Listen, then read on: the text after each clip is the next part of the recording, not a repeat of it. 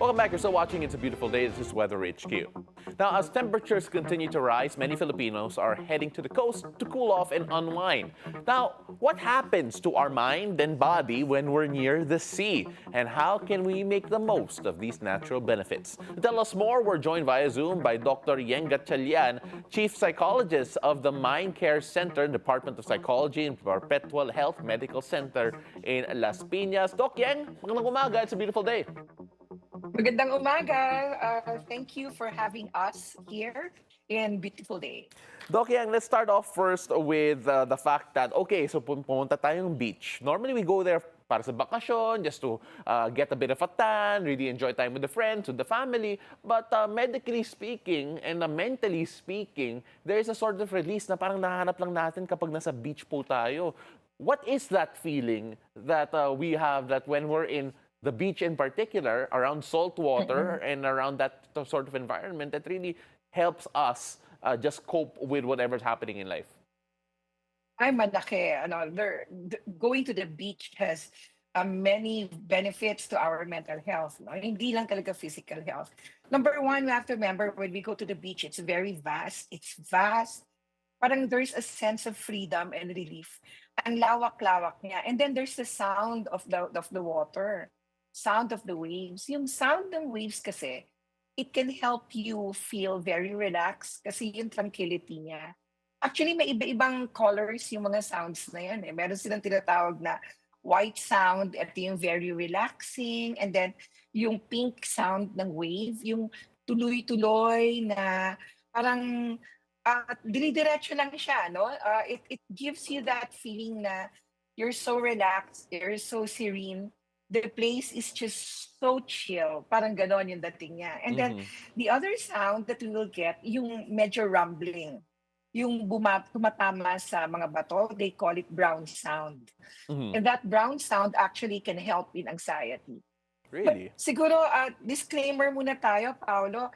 Not everyone can actually enjoy the beach. People with high level of anxiety can even find it anxious, no? More anxiety-provoking. Kaya depende pa rin to. But generally speaking, it can be very helpful if you have problems, if you have high level of distress. Kasi yung relaxing effect ng beach. Yeah, it's so interesting that you mentioned yung mga colors of yung sound, the white, the brown, the pink, and of course, even the fact that, okay, yung rumbling, it might actually cause the distress for those with high anxiety. When we take a look at, okay, let's focus first on those who siguro the beach might not be for them. When you talk about yung anxiety na yun, where does it come from? Why are people not anxious, or rather anxious to go to the beach?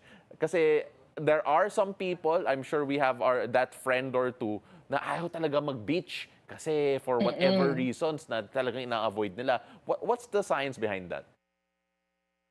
It depends on whether they had a background, baka nagkaroon ng traumatic experience sa water, no? At kaya meron silang mga fear doon sa mga malalaking lugar. It depends on where they got their fear from or their anxiety from. But we have to remember that anxiety is actually normal to us, kahit kami na anxious, no? Pero kapag naging distressful ito and dysfunctional, meaning if it hinders you, like for example, you don't want to go to the beach because when you get in the water, you get hyperventilated, you cannot breathe, and then yon, baka meron yung something. That's something that you need to go to maybe a counselor and consult with kasi hindi normal na mag-hyperventilate ka sa water, lalo na kung hindi pa umaabot sa dibdib mo yung water. So, hyperventilate ka na. Diba? Pagka ganito, we're looking at baka there are experiences from the past that may have caused it. Well, you mentioned that, okay, the sounds could help in terms of stress, the anxiety, even signs of depression. When you look at the effects of visiting the beach, especially when you take a look at the sound, is that something that you could actually ask patients to, like, hey, why not go to the beach? It would actually help. Take a break. When you encourage people to do something like that, normally, how do you convince them to do so? Kasi minsan talaga may mga tao na hindi bumibitaw sa trabaho, ayaw magbakasyon, ayaw mag-break. Yes. So, syempre pag patient ito, we need to undergo further assessment and check kung okay sa kanya yung beach. So kapag nakikita namin na okay naman siya, then that's the time that we recommend it. Do self-care, go to the beach with your family. Kasi it can give you that moment where you can really think of the things that you have and you don't have. Time that you can introspect, di ba, about life, about being with your family, and you will be very grateful for that moment. Kaya napakagandang moment yung nasa beach kayo with the family eh. Kasi it gives you that moment of togetherness. Tapos ang ganda-ganda ng lugar. Tapos pati yung sensation eh. That's also something that we have to remember when we go to the beach. Yung sensation, yung smell of the water, yung salty water, yung sensation na nakukuha mo sa sand when you walk on the sand, and then you feel it on your feet, it brings you back to yourself. It brings you back to your momentum. Kaya Mhm. kung meron kang problema, minsan lago na-anxious ka pero okay ka naman sa beach, it will be very good if you go to the beach and play with the sand. Mhm. No? Igaganan mo sila sa kamay mo, sa paa mo, tatabunan mo yung sarili mo, and then you feel it. You will be very mindful with that feel of the sand. Ang sarap. And you know what, Paolo, what I did when I went to when I went to Boracay, pumunta talaga ako dun sa hanggang sa chest. Ito, you remember this. Yeah. I faced the sun, and then I just felt the waves on my body. And then parang bumalik ka talaga. Nakalimutan mo yung trabaho mo sa Maynila. Ang alam mo lang, my body needs this.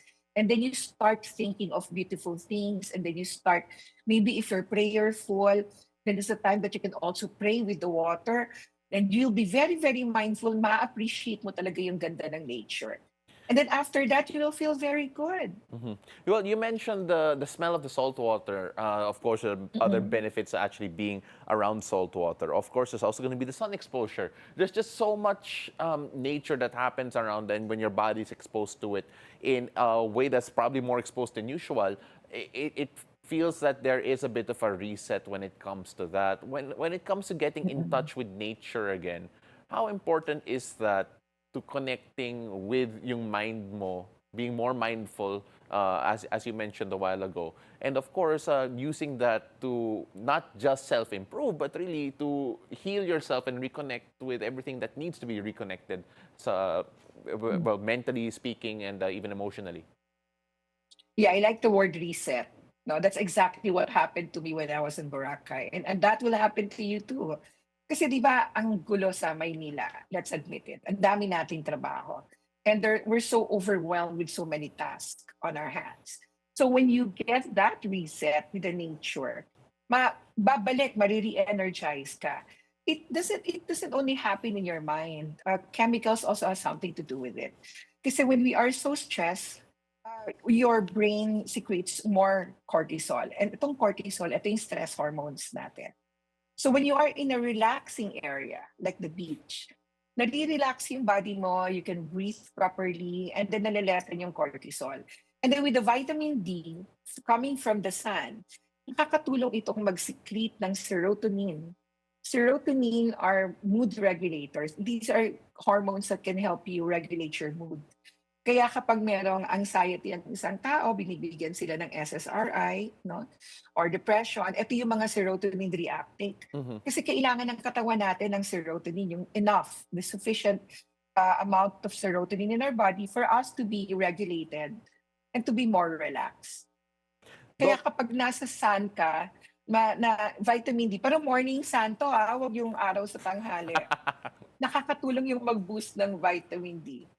perfect. Doc Yang, I wish we had more time to talk about the beach with you. Pero mag-usap lang tayo sa Boracay. Punta lang tayong Boracay para mas okay yun. But Doc Yang, thank you so much for Sure. joining us. I really appreciate your time and hopefully we get to talk to you again soon. Yeah, same here. Thank you so much. Thank you so much. That was Doc Yeng It's a beautiful Gatchalian. day. And yes, it is a beautiful day.